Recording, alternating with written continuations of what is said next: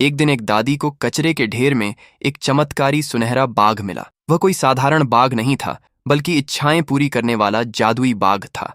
अनजाने में दादी उसे अपने घर ले आई और घर के एक कोने में एक मटके के पास रख दिया। अचानक उस बाघ से तेज रोशनी निकलने लगी और पीछे से एक रहस्यमयी आवाज आई।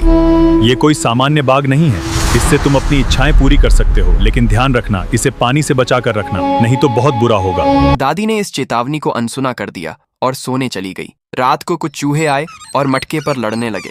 लड़ाई में मटका टूट गया और पानी बहकर बाघ तक पहुंच गया। जैसे ही पानी बाघ को छुआ, अचानक जीवित होकर एक विशाल और डरावना बाघ बन गया। लेकिन अब उसमें एक अजीब शक्ति थी। वह हर इच्छा को उल्टा पूरा करता था। अगली सुबह दादी ने जब उस बड़े बाघ को देखा तो दंग रह गई। उन्हें समझ आ गया कि यह कोई साधारण बाघ नहीं, बल्कि एक अनोखी ताकत है। दादी ने इच्छा मांगी, मुझे बहुत भूख लगी है, एक समोसा चाहिए, और तुरंत उनके हाथ में एक पत्थर आ गया। दादी हैरान होकर बोली, मुझे एक पत्थर चाहिए, और इस बार उनके हाथ में गरम गरम समोसा आ गया। अब दादी समझ गई कि बाघ उल्टा काम करता है। खुशी से नाचते हुए उन्होंने कहा, मुझे एक सफेद कागज चाहिए, और देखते ही देखते उनके सामने नोटों की ढेर लग गई। दादी ने उन पैसों को अपने पास रखने के बजाय गरीबों में बांट दिया। धीरे धीरे उनका गांव खुशहाल होने लगा। एक दिन दादी बाघ पर बैठकर अपने गांव गई। इतना बड़ा बाघ देखकर गांव वाले हैरान रह गए। दादी ने इच्छा मांगी, हमारे गांव को पत्थरों से भर दो, और पल भर में पूरा गांव हीरों से भर गया। लोगों ने हीरों से बड़े बड़े महल बनवाए,